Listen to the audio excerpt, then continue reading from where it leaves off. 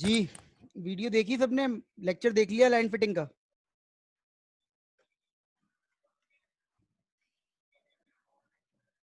अगर नहीं देखा तो फिर भी देखना पड़ेगा, क्योंकि ये शामिल है कोर्स में। मतलब ये एग्जाम्पल ज़रूरी समझनी है आप लोगों ने। अगर अभी नहीं देखा तो शाम तक, कल तक देख लें लाजमी, टाइम निकाल के, क्योंकि ये एग्जाम्पल भी मेरी स्लाइड में मौजूद है। ये देखें, अगर मैं स्लाइड आपसे शेयर करूं तो स्लाइड के अंदर भी एग्जाम्पल मौजूद है, लेकिन बोर्ड पर मैंने इसलिए समझाया है कि वहाँ पर जो है वो ज़्यादा क्लियर हो जाएंगी चीज़ें।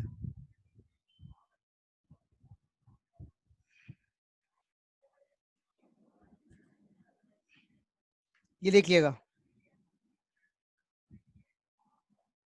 ये देखें, ये कर्व एग्जाम्पल मौजूद है, ये पूरी लाइन फिटिंग की। ठीक है, तो यहाँ पर ये देख लीजिएगा इसे, और फिर को क्वेश्चन आंसर हो तो कर लीजिएगा, अदरवाइज तो उस लेक्चर में पूरा प्रॉपर मैंने समझाया हुआ है। आगे बढ़ते हैं। अच्छा, अब एक एग्जाम्पल देखते हैं ताकि हमें समझ में आए कि जेनेटिक एल्गोरिथम किस तरह से इम्प्रूवमेंट करता है, या हमेशा करता है या नहीं करता। तो एक सिनेरियो समझ लेते हैं पहले, एक दो लोगों का और इंतजार कर लेते हैं। 2:22 हो रहे हैं, बीच में ज्वाइन करेंगे तो उनको कुछ भी समझ में नहीं आएगा।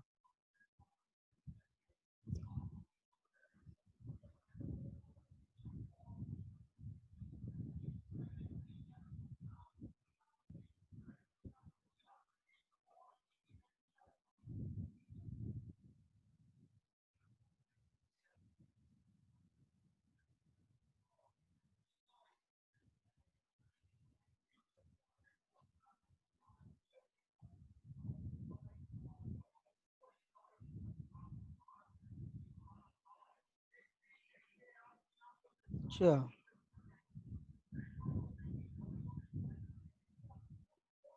चले मैं स्टार्ट करते हैं। एक सिनेरियो समझा रहा हूँ मैं आपको। इस सिनेरियो में हम ये देखेंगे कि किस तरह से जेनेटिक एल्गोरिथम वर्क करता है, और इट इज़ नॉट नेसेसरी कि हमेशा हमारा आंसर मिले। तो देखें, हमें एक सिनेरियो गिवन है कि क्रोमोसोम का स्ट्रक्चर गिवन है कि टोटल 8 क्रोमोसोम्स हैं, जी नोट से लेके G7 तक।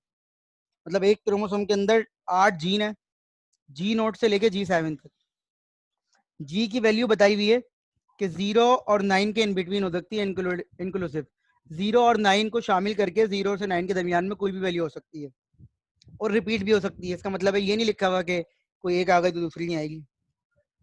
एक फिटनेस फंक्शन का फॉर्मूला हमें दिया हुआ है, वो फॉर्मूला है ये: G0 plus G1 minus G2 plus G3 plus G4 plus G5 minus G6 plus G7। अब चूंकि हमें ये तमाम चीजें गिवन है, ये फिटनेस भी हमें गिवन है, तो हमारी प्रॉब्लम ये नहीं है कि सर ये फिटनेस का फॉर्मूला क्या कर रहा है क्या नहीं कर रहा, हमें बस ये फॉर्मूला दे दिया गया है।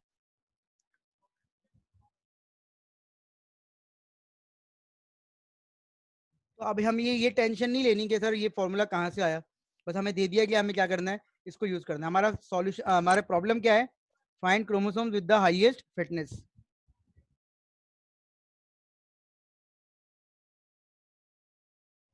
इसका मतलब क्या है? इसका मतलब ये है कि हमें मैक्सिमाइजेशन प्रॉब्लम का मतलब ये है कि हमें वो क्रोमोसोम ढूंढने हैं जिनकी वैल्यूज को इसके अंदर पुट करें तो ये लाइन या ये फॉर्मूला हमें मैक्सिमम आंसर करें। अब हम देखते हैं आगे क्या हुआ है। ये फॉर्मूला अगर आप चाहें तो अपनी कॉपी में लिख लें, शाबाश।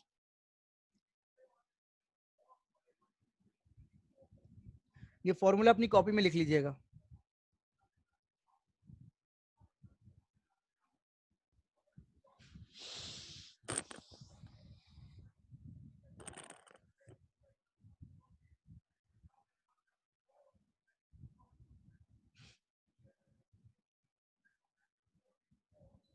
हो गया?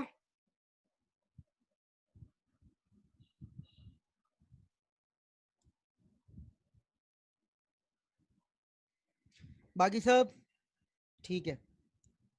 और लोग?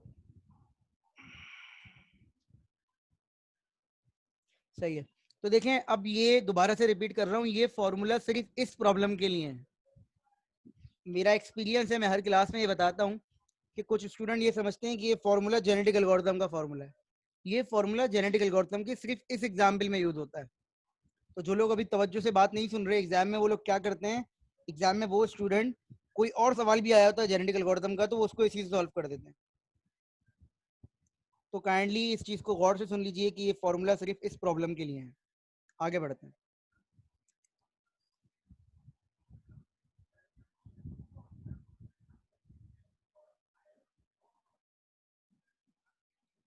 अच्छा जी, ये देखिएगा, हमारी प्रॉब्लम ये है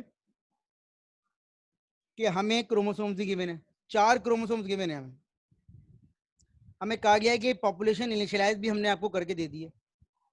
अब जब पॉपुलेशन हमें इनिशियलाइज करके दे दी है तो ये भी हमें पॉपुलेशन इनिशियलाइज करने की जरूरत नहीं है। एक दफा वेरीफाई कर लेते हैं कि हर क्रोमोसोम्स के अंदर 8 जीन्स मौजूद हैं, सही है, और हर क्रोमोसोम्स के अंदर जो वैल्यूज हैं वो 0 से 9 के दरमियान में हैं। दोनों चीजें वेरीफाई हो रही हैं, ठीक है। अब हमें सबसे पहले क्या करना है, पॉपुलेशन इनिशियलाइज हो गई, हमें क्या कैलकुलेट करनी होती है, फिटनेस फंक्शन।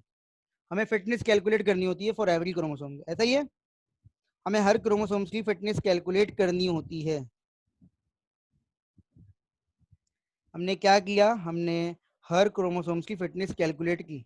देखिएगा, ये फॉर्मूला लिखा, ये फॉर्मूला लिखा, पहले इस पूरे डेटा को उठा के इसके अंदर पुट किया, ये देखिएगा, सेकंड को, थर्ड को, फोर्थ को, सबको पुट करने के बाद हमने क्या किया, हमने सबको पुट करने के बाद उनकी फिटनेस निकाल ली। तो देखिए, पहले की 9 आई, 23 आई, -16 -19, 9 23 -16 -19। हमें पता है कि हम जेनेटिक एल्गोरिथम से इस प्रॉब्लम को सॉल्व कर रहे हैं और हमारी कोशिश ये है कि प्रॉब्लम का आंसर मैक्सिमम। तो हमारे लिए इस वक्त सबसे बेहतर आंसर कौन सा है, 23, फिर कौन सा है 9, फिर कौन सा है -16, फिर कौन सा है -19, ठीक है। तो हम इनकी रैंकिंग कर लेते हैं। देखिए, हमने इनको लिखा इस तरीके से कि भाई हमारे पास ये 4 आंसर आ गए और हमने इसकी रैंकिंग कर ली अकॉर्डिंग टू दियर फिटनेस। ऐसा ही है, is it clear to all of you?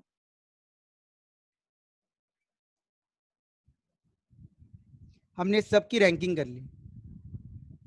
अब फिर रिपीट कर रहा हूं कि ये अंडरस्टैंडिंग डेवलप करने के लिए क्वेश्चन किया जा रहा है। ये क्वेश्चन इसलिए नहीं किया जा रहा कि हमें आंसर मिल जाए। तो इस क्वेश्चन में हम वैरायटी ऑफ वेज के जरिए, डिफरेंट वैरायटीज के जरिए इस क्वेश्चन को सॉल्व करने की कोशिश करेंगे। तो हमने क्या डिसाइड किया, हमने कहा भाई 4 तो क्रोमोसोम्स हैं, तो हमने कोशिश ये की कि टॉप 3 को चूज कर लिया। टॉप 3 मतलब जो 3 बेहतर हैं, हालांकि ये बेहतर नहीं है लेकिन इससे बेहतर है, तो हमने टॉप 3 को चूज कर लिया। हम चाहते तो टॉप 2 को भी चूज कर सकते थे, हम चाहते तो टॉप 4 को भी चूज कर सकते थे, हमारी प्रॉब्लम थी, हमारी मर्जी। तो हमने यहाँ पर टॉप 3 को चूज कर लिया। अब ये 3 क्रोमोसोम्स आ गए हमारे पास, क्रोमोसोम 2, क्रोमोसोम 1 एंड क्रोमोसोम 3। अब हम चूंकि अंडरस्टैंडिंग डेवलप कर रहे हैं तो यहाँ हम क्या करेंगे, हम डिफरेंट तरीकों से डिफरेंट चाइल्ड जनरेट करने की कोशिश करेंगे। तो देखें, सबसे पहले इन्होंने क्या किया हुआ है, इन्होंने 3 आपको क्रोमोसोम डिफाइन किए हैं क्रॉसओवर। ये देखें, इन्होंने टॉप 1 और टॉप 2, टॉप 1 और टॉप 2, टॉप 1 और टॉप 2 को यूज करते हुए 1 पॉइंट क्रॉसओवर लगा दिया है, ये देखिएगा। और इससे जो चाइल्ड बने, जी फिटनेस बेस पे, इससे जो चाइल्ड बने उसको उन्होंने नाम दे दिया चाइल्ड 1 और चाइल्ड 2। टोटल कितने चूज किए हमने, 3 चूज किए हैं। उन 3 में से टॉप 2 को चूज किया और टॉप 2 को चूज करते हुए उसमें 1 पॉइंट क्रॉसओवर लगा दिया। अब सवाल ये आएगा, सर 1 पॉइंट क्यों लगाया? अगेन आपकी मर्जी है, आप कोई सा भी क्रॉसओवर लगा दो, आपकी मर्जी है, आप सेंटर में से कट करें या नहीं करें, लेकिन अच्छी प्रैक्टिस यही है कि सेंटर में से कट करें। फिर इन्होंने क्या किया, सेकंड और थर्ड को चूज किया, सेकंड नंबर पे जो और थर्ड नंबर पे, इसको यूज करते हुए इन्होंने क्या लगा दिया, मल्टी पॉइंट। ये देखें, 2 पॉइंट क्रॉसओवर। इससे जो चाइल्ड बने उसको उन्होंने नाम दे दिया चाइल्ड 3 और चाइल्ड 4। फिर जो बाकी तीसरा पेयर रह गया वो कौन सा रह गया, टॉप 1 और टॉप 3। टॉप 1 और टॉप, देखिए सबसे पहले इन्होंने क्या किया, सबसे पहले उन्होंने चूज किया, सबसे पहले उन्होंने चूज किया इन दोनों को, इन दोनों को चूज किया, फिर इन दोनों को चूज किया, अब ये चूज कर रहे हैं इन दोनों को। तो 3 पेयर बना दिया। अगेन कह रहा हूं, ये टोटल अजम्पशन है, किसको किसके साथ बनाना है इससे कोई फर्क नहीं पड़ता। फर्क तो पड़ता है डेफिनेटली, लेकिन ये आपके हाथ में नहीं है कि आप किससे चूज करेंगे तो ज्यादा अच्छा आंसर आएगा और किसे चूज करेंगे तो ज्यादा अच्छा आंसर नहीं आएगा। अजम्पशन क्या है कि बेहतर को चूज करना है। तो ये आखिरी वाला इन्होंने चूज किया और इस पे लगा दिया उन्होंने यूनिफॉर्म क्रॉसओवर। ये देखें, और इससे जो दो चाइल्ड बने उसको नाम दे दिया चाइल्ड 5 और 6। अब टोटल आपके पास कितने चाइल्ड हो गए? 6, और शुरू में 4 क्रोमोसोम्स है। तो जो 6 चाइल्ड बने हैं, अगेन इनकी फिटनेस निकालनी पड़ेगी हमें। ये देखिए, ये 6 चाइल्ड जो बने इनकी फिटनेस निकालनी पड़ेगी। तो ये देखें, 6 के 6 चाइल्ड की हमने फिटनेस निकाली उसी फॉर्मूले से कि भाई इन 6 चाइल्ड में क्या नंबर आ रहा है क्या नहीं आ रहा। तो अगर इन नंबर्स को देखें तो 15, 17, -2, -5, 6, 1, 15, 17, -2, -5, 6, 1। ठीक है। अब हमने तो शुरू में ये कहा था आपसे कि सर अजम्पशन ये है कि फिटनेस बेहतर हो जाएगी, लेकिन पहले फिटनेस क्या आ रही थी? 23। और अगर अभी हम देखें तो हमारी फिटनेस बेहतर नहीं आ रही। ये देखें, हमने इनको अगर यहाँ 6 लिख दिया, ये जो नए आए इनको व्हाइट से लिख दिया और ये पुराने आए इनको यहाँ लिख दिया। तो और अगर करें तो देखें फिटनेस जो आ रही है 15, 17। बेटा यूनिफॉर्म क्रॉस ओवर में किसी को भी किसी के साथ शामिल कर देते हैं, टोटल रैंडम, सिंपल है।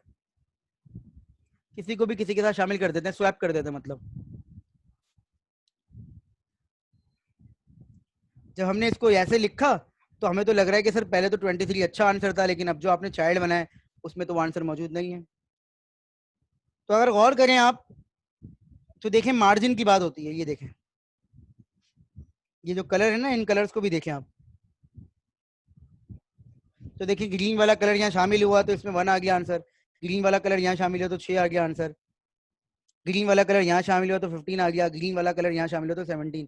देखें 23 का यहाँ पर, तो ग्रीन वाला कलर जहां जहां है वहां बेहतर आंसर आ रहा है।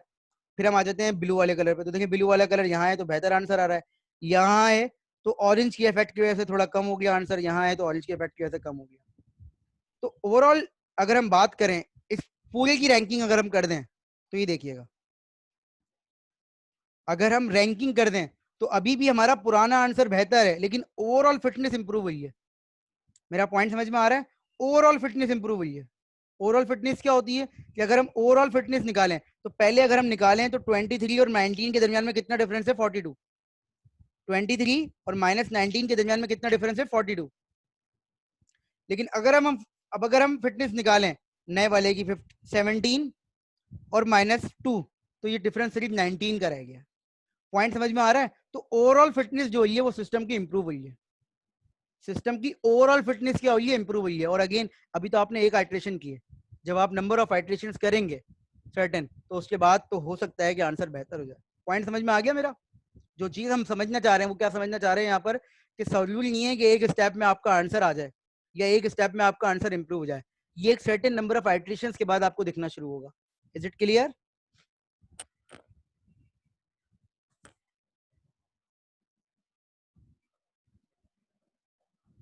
अच्छा जी, ये तो हो गई बात। लेकिन किसी ने मुझे ये नहीं बताया कि अब ये फर्ज करिए हम एक दफा और चला लेते हैं इसको, ये टॉप 4 चूज कर लेते हैं, टॉप 3, इन टॉप 3 की मदद से और चाइल्ड बना लेते हैं। फर्ज कर लीजिए टॉप 3 की मदद से और चाइल्ड बना लेते हैं। तो कब रुकेगा कब ये एल्गोरिथम? टर्मिनेशन क्राइटेरिया क्या है?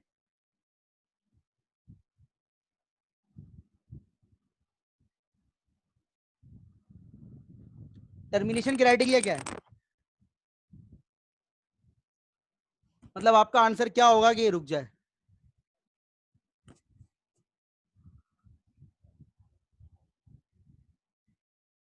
क्या सही आ जाए? सही फिटनेस सही का मतलब क्या है यहाँ पर बेटा? ये तो कोई लॉजिक नहीं है कि नेगेटिव वैल्यूज ना हो। मैक्सिमाइज वैल्यू कितनी हो? भाई मैंने कहा आप ये कोर्स जब तक पढ़ते रहो जब तक आपके नंबर मैक्सिमम ना आ जाए। मैक्सिमम नंबर कितने होते हैं आपके किसी भी कोर्स में? किसी भी आपके कोर्स में मैक्सिमम नंबर कितने होते हैं? 100। आपको पता है ना ये आंसर 100 है। तो अगर आपके 77 आ रहे हो, पूरी क्लास से सबसे ज्यादा हो, तब क्या आप ये बोलेंगे कि मैक्सिमम आ गए? फर्स्ट करें आपके 5 नंबर है लेकिन पूरी क्लास के सबसे कम है, 5 से कम ही है, तो क्या आप रुक जाएंगे? तो फिर आप ये बोलेंगे ना कि नहीं सर एक नंबर होना चाहिए जो नंबर मुझे मिल जाए। अब वो नंबर क्या होगा आपके ख्याल में? हो सकता है अगली दफा आप चलाएं 24 आ जाए आंसर। फिर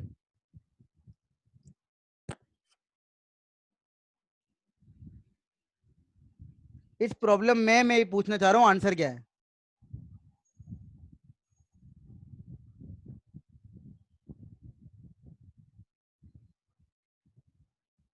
दी है ना, हमने लिमिट दी हुई है आपको, हमने लिमिट दी हुई है, आपने समझा ही नहीं सवाल। ये फॉर्मूला जो है, ये फॉर्मूला बता तो रहा है बहुत कुछ, कि जब आपने जी की वैल्यू को रिस्ट्रिक्ट कर दिया 0 से 9 के दरमियान में, तो कोई ऐसा कॉम्बिनेशन तो होगा जिससे जी की वैल्यू एक सर्टेन पॉइंट के बाद नहीं जा सकती। तो इसको समझ लेते हैं।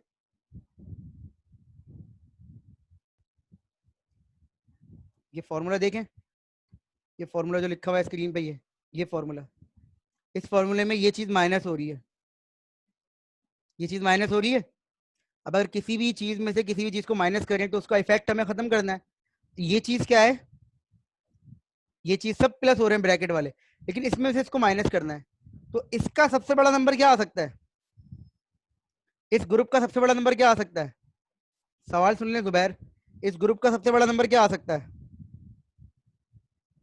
इस ब्रैकेट का सबसे बड़ा नंबर गुड 18 आ सकता है। सही है, साथ ने बताया, आप सब बता रहे हैं कि 18 आ सकता है, बिल्कुल। तो ये 99 हो गया, इसका मतलब जी नॉट और जी वन की वैल्यू 99 होनी चाहिए। अब इस ग्रुप का सबसे बड़ा नंबर है, इस ग्रुप को माइनस करना है, तो इस ग्रुप को बहुत छोटा करना पड़ेगा। सबसे छोटा नंबर क्या होगा इस ग्रुप का, ताकि इफेक्ट कम से कम हो। गुड, समझ में आ गई बात? ताकि 18 में से 0 माइनस हो तो क्या हो जाए, 18 ही रहे। अब इस ग्रुप में दोबारा से प्लस करना है, तो इसको बड़ा करना पड़ेगा, तो 99 कर लेते हैं इसे, और फिर इसको फिर माइनस करना है, तो इसका इफेक्ट सबसे कम करना पड़ेगा। तो जो आपके क्रोमोसोम्स का बिल्कुल मैक्सिमम नंबर जो आ सकता है इस फॉर्मूले से, अकॉर्डिंग टू गिवन क्राइटेरिया, 36 आ सकता है। तो ये जो बढ़ेगा 99009900, ये जो क्रोमोसोम, जिस क्रोमोसोम पे आपको मैक्सिमम नंबर देगा, वो क्या होगा, 99009900। लेकिन सवाल मेरा ये है आप लोगों से, तो बुशरा पूछ रही थी ब्रेक से पहले, या पता नहीं सानिया पूछ रही थी कि सर कब लगाएंगे क्रॉसओवर, कब नहीं लगाएंगे। सवाल मेरा ये है कि देखें, इसका ऑप्टिमम आंसर तो ये है। सवाल यही है कि देखें, क्या मैं इसको चलाता रहूं, 100 दफा चला लूं, 100 दफा चला लूं, हमें क्या चाहिए, हमें चाहिए 99009900। क्रॉस ओवर क्या करता है, क्रॉस ओवर न्यू वैल्यूज लाता है या उन्हीं वैल्यूज को आगे पीछे करता रहता है? उन्हीं वैल्यूज को आगे पीछे करता रहता है, ऐसा ही ना। तो चाहे आप इसको इसके ग्रुप के साथ शामिल कर लें, इसको ग्रुप के साथ, इतने सारे 9 तो हमारे पास मौजूद ही नहीं है। पता नहीं कब इसके साथ ये आएगा, कब इसके, अब फर्ज करें हम ये टॉप 3 चूज कर लें, इसमें 9 दिख रहा है कहीं? इसमें कहीं भी 9 नहीं दिख रहा। अगर इन टॉप 3 की मदद से हम चाइल्ड बनाए तो इसमें कहीं 9 दिख रहा है, इसका मतलब 9 तो है ही नहीं, तो हमारा आंसर तो आएगा ही नहीं। सही है, तो 2 पॉइंट समझ में आ रहे हैं यहाँ पर। एक पॉइंट क्या समझ में आ रहा है, पॉपुलेशन बहुत इंपॉर्टेंट है जो आप इनिशियलाइज कर रहे हैं। बेटा सवाल सुन लें पहले। हाँ, मेरा सवाल मैं ना इसका जवाब दे रहा हूँ। ये प्रॉब्लम ऐसी थी कि जिसमें हम सवाल आंसर के पीछे नहीं थे, हम कुछ अंडरस्टैंडिंग डेवलप कर रहे थे, जो कि हो गई है। तो सबसे पहला हमारा पॉइंट ये होता है बेटा जुबैर, हम ये प्रॉब्लम सॉल्व करने के लिए नहीं बैठे हुए, हम प्रॉब्लम सॉल्व कैसे करेंगे ये समझना चाह रहे हैं। तो वो मैं आपको समझा रहा हूँ। सबसे पहली चीज जो होती है वो होती है इंपॉर्टेंट, पॉपुलेशन इनिशियलाइज करना। कि अगर आपकी पॉपुलेशन सही इनिशियलाइज नहीं हुई भी, आप कुछ भी कर लें, कुछ भी कर लें, आपका आंसर नहीं आएगा। ठीक है, तो हम लोग ना सिर्फ एक प्रॉब्लम नहीं समझते, हम सारी प्रॉब्लम्स पर रखते हुए कॉमन चीज जनरेट कर रहे हैं, बिल्ड कर रहे हैं अपने दिमाग में, कि हमारे पास ये पॉइंट क्लियर हो जाए। तो सबसे पहली चीज ये होती है बेटा कि हमारे लिए पॉपुलेशन जो इनिशियलाइज हो रही है बहुत इंपॉर्टेंट है। अब देखिए ना, फर्ज करें मैं जाना चाह रहा हूँ एयरपोर्ट, और मैं स्टार्ट कर रहा हूँ एयरपोर्ट के आगे से, मैं एयरपोर्ट जाना चाह रहा हूँ, मैं स्टार्ट कर रहा हूँ कायदाबाद से, उस तरफ ही जा रहा हूँ, तो मेरी पॉपुलेशन ही सही इनिशियलाइज नहीं हुई, जहां से मैं शुरू कर रहा हूँ वो जगह ही सही नहीं है। समझ में आ रही है बात, डायरेक्शन ही सही नहीं है, जिस बंदे को मैं ढूंढ रहा हूँ वो मेरे पीछे रह गया और मैं आगे आगे बढ़े जा रहा हूँ। तो पॉपुलेशन जो इनिशियलाइज कर रहे हैं, दिस इज वेरी इंपॉर्टेंट। ये पॉइंट समझ में आ गया। और समटाइम्स कुछ प्रॉब्लम्स ऐसी होती हैं कि जिसके अंदर आपको क्रॉस ओवर लगाना पड़ जाता है, अगर सॉरी म्यूटेशन लगाना पड़ जाता है। अगर आप इस प्रॉब्लम में म्यूटेशन लगाएंगे तो म्यूटेशन क्या करता है, म्यूटेशन वैल्यूज को चेंज कर देता है। मतलब फर्ज करें आप इसको बाइनरी में लिखें बाइनरी में लिखें, बाइनरी में लिखें और बाइनरी में लिखने के बाद किसी बिट को फिलिप कर दे, तो हो सकता है 8 है तो वो 9 बन जाए, हो सकता है 7 है तो वो 3 बन जाए, हो सकता है 5 है तो वो 7 बन जाए। समझ रहे? किसी भी बिट को आप रिप्लेस कर सकते हैं म्यूटेशन के अंदर। फिर म्यूटेशन के अंदर जरूरी नहीं है कि बिट फिलिप हो, आप किसी भी चीज को चेंज कर सकते हैं। आपने कहा सर मैं हर क्रोमोसोम्स के 4th नंबर को 3 से मल्टीप्लाई कर दूंगा, और अगर वो 3 से मल्टीप्लाई होकर रेंज से बाहर जा रहा होगा तो मैं उसको मैक्सिमम पे ले जाऊंगा। मतलब क्या है, मैंने 2 को 3 से मल्टीप्लाई कर दिया, ये हो गया 6। मैंने इस 1 को 2 से 3 से मल्टीप्लाई कर दिया, हो गया 3। मैंने इस 2 को 3 से मल्टीप्लाई कर दिया 6। ये मेरी चेंजेस म्यूटेशन के अंदर मेरी चेंजेस हैं, लेकिन चेंजेस देख के नहीं लगाने, रैंडम लगाने, एल्गोरिथम के अंदर लगाने। तो हमें म्यूटेशन हो सकता है, जरूरी हो किसी प्रॉब्लम के अंदर, और उसके बगैर आंसर ना है। ये देखें, ये ऑप्टिमम सॉल्यूशन है, ये ऑप्टिमम सॉल्यूशन इस प्रॉब्लम के अंदर विदाउट म्यूटेशन आप अचीव नहीं कर सकते। अब इसको लिखें 1,000,000, ये लिखा है 1,000,008। 8 क्या होता है? 1,000,000। सबसे आखिरी वाले बिट को फिलिप कर दें, फर्ज करें रैंडमली आपसे सबसे आखिरी वाला बिट फिलिप हो गया, तो ये बन गया 9, बन गया ना 9। इस तरीके से आप प्रॉब्लम में चीजें ढूंढ सकते हैं। तो सवाल का जवाब ये है, ये देखें, it's mutation necessary, not at all. लेकिन जरूरी नहीं है कि हर प्रॉब्लम में म्यूटेशन लगाना पड़े। सही है? ये आपने एक्सप्लोर करना होता है कि भाई आप म्यूटेशन लगाएंगे या नहीं लगाएंगे। Is it clear to all of you? सही है। अब अगर as far as your paper is concern, your assignment is concern, या इस तरह की कोई चीज हो, तो आप क्या करते हैं, आप सिर्फ ये देखते हैं कि भाई एक सर्टेन नंबर ऑफ आइटरेशन आ गई हैं अगर, तो उसके बाद जो है वो हम अपने क्वेश्चन को रोक देते हैं। अगर एक सर्टेन नंबर ऑफ आइटरेशन हमें अचीव हो गई हैं तो हम अपने क्वेश्चन को रोक सकते हैं। बस इतनी सी बात होती है।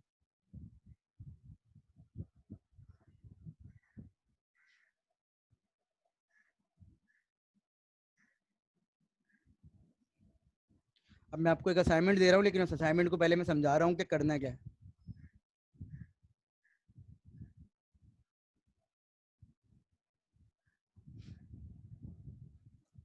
ये आपका बोर्ड आ गया, ठीक है, ये एक बोर्ड आ गया। इस बोर्ड पे ये 8x8 का एक मैट्रिक्स आपने बना लिया।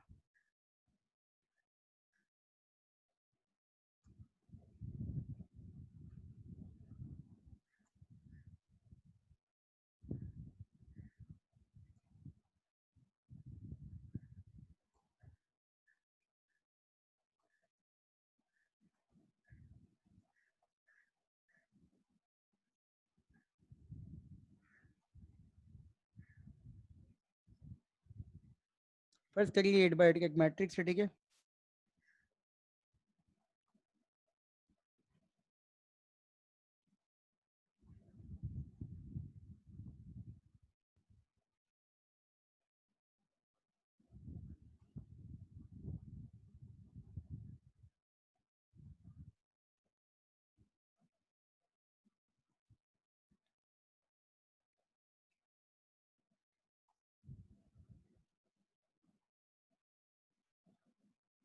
सही भाई, 8x8 का एक मैट्रिक्स है। एन क्वीन पजल प्रॉब्लम समझा रहा हूँ मैं आपको, ठीक है।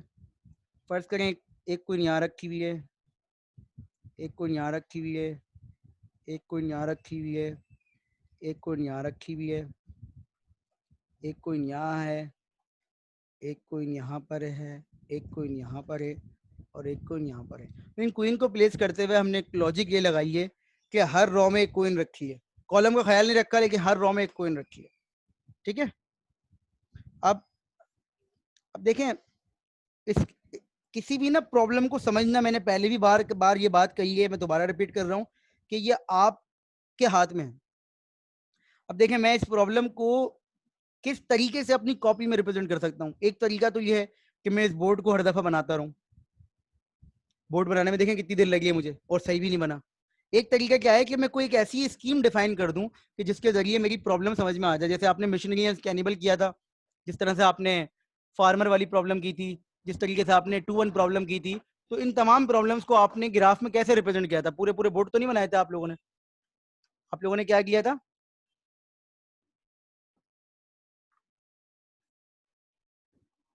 आप लोगों ने सिंपल क्या किया था, कोई स्कीम डिफाइन की थी। तो देखिए मैं कैसे डिफाइन कर रहा हूँ। हमें पता है कि हर रॉ के अंदर एक क्वीन प्लेस हुई है। देखें तो हमने क्या किया, यहाँ लिख दिया 2। इसका मतलब क्या है, इसका मतलब है इंडेक्स बता रहा है रॉ नंबर और कॉलम वैल्यू बता रही है कॉलम। इंडेक्स बता रहा है रॉ नंबर और वैल्यू बता रही है कॉलम। इसका मतलब एक जो जिस इंडेक्स पे लिखा हुआ है ये इसकी रॉ है और इसकी वैल्यू ही बता रही है इसका कॉलम। तो बताइए सेकंड नंबर कौन सा आएगा?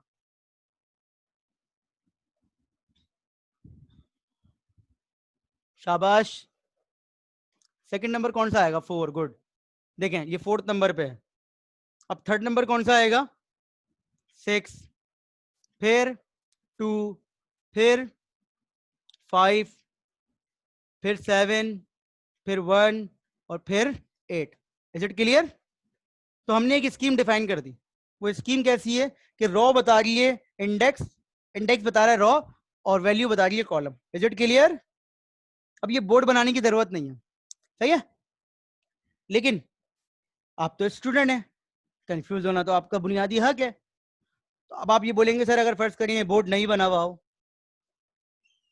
अब फर्ज करिए मैं आपको एक और दे दूं, एक और दे दूं।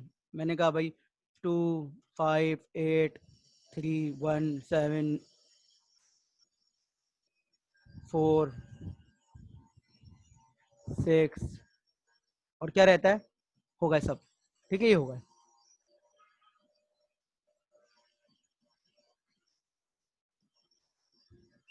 सही होगा सब। अब आपसे सवाल पूछा जाता है कि सर आप ये बताइए कि ये तो बोर्ड बना हुआ है, अब आप मुझे बताइए इसमें कितनी क्वीन अटैक कर रही हैं।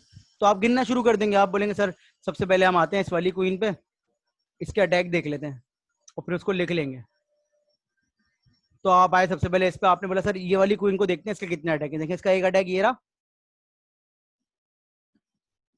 एक अटैक ये रहा, इसके 2 अटैक हो रहे हैं।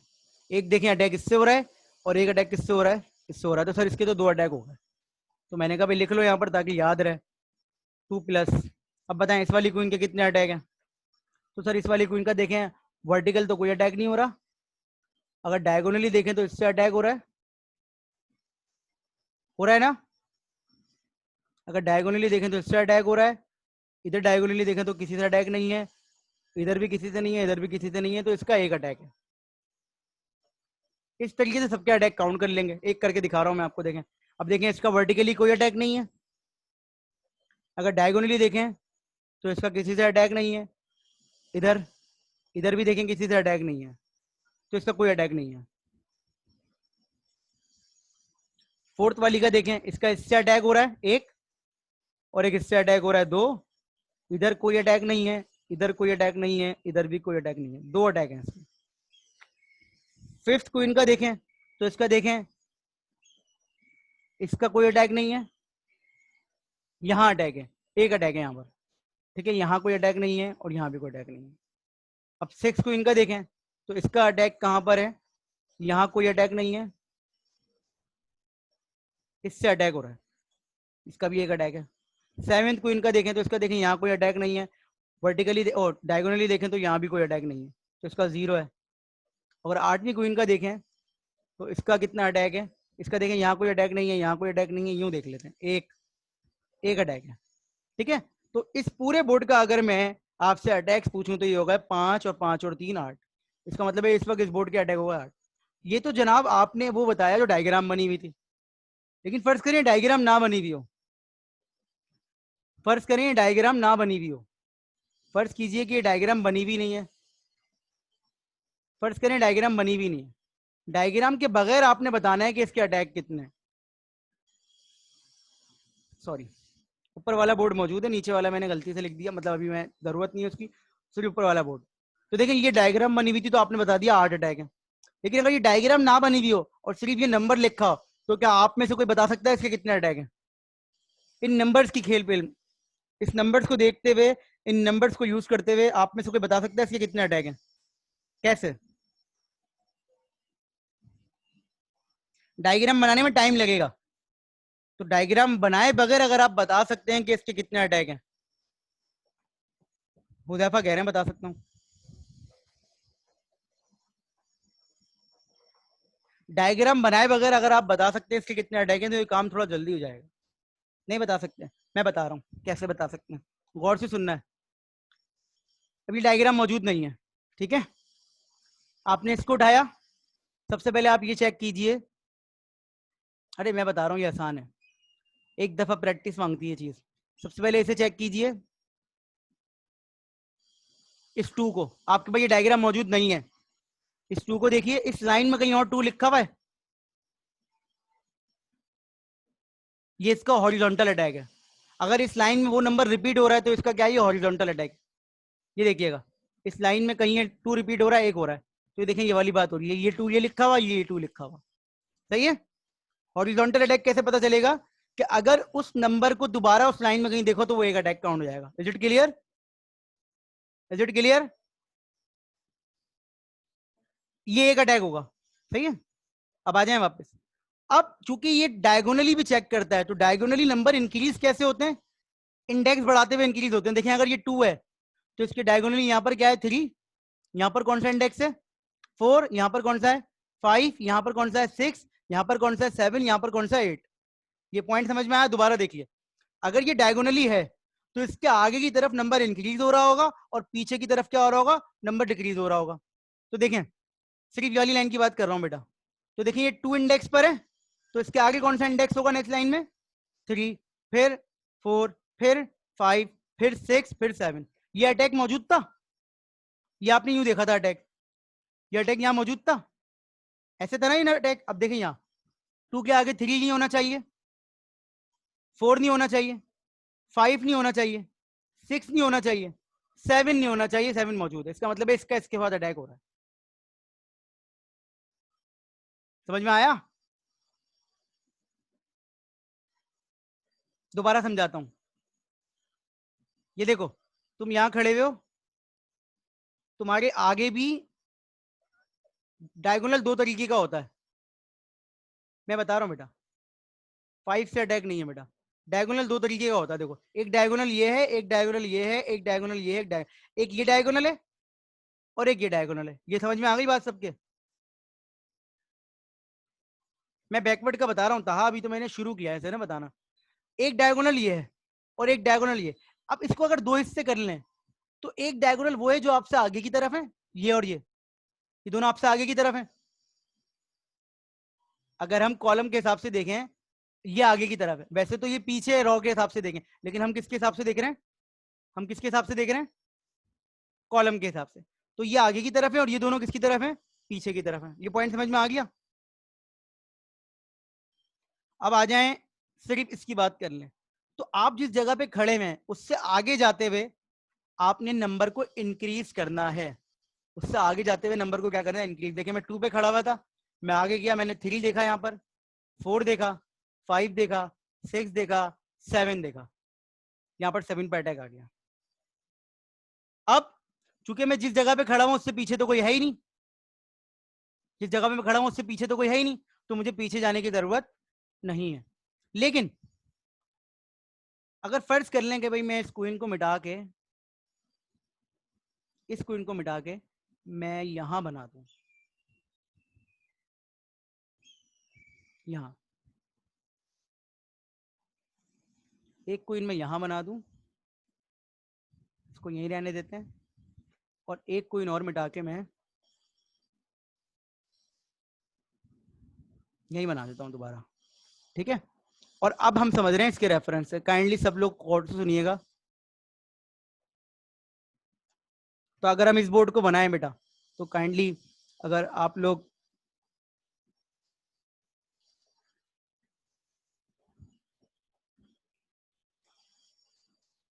इस बोर्ड को मैं मिटा रहा हूं, ठीक है। इस बोर्ड के जल्दी से नंबर बता दीजिए मुझे, ये 2 पर है, ये 4 पर है,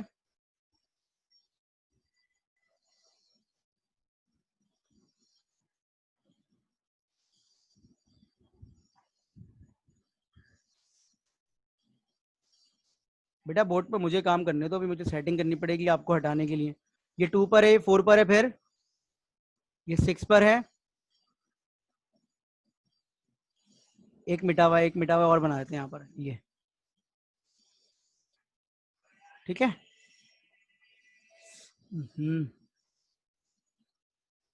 दोबारा ज्वाइन कीजिएगा मीटिंग, शाबाश। फौरन। दोबारा ज्वाइन कर लीजिए।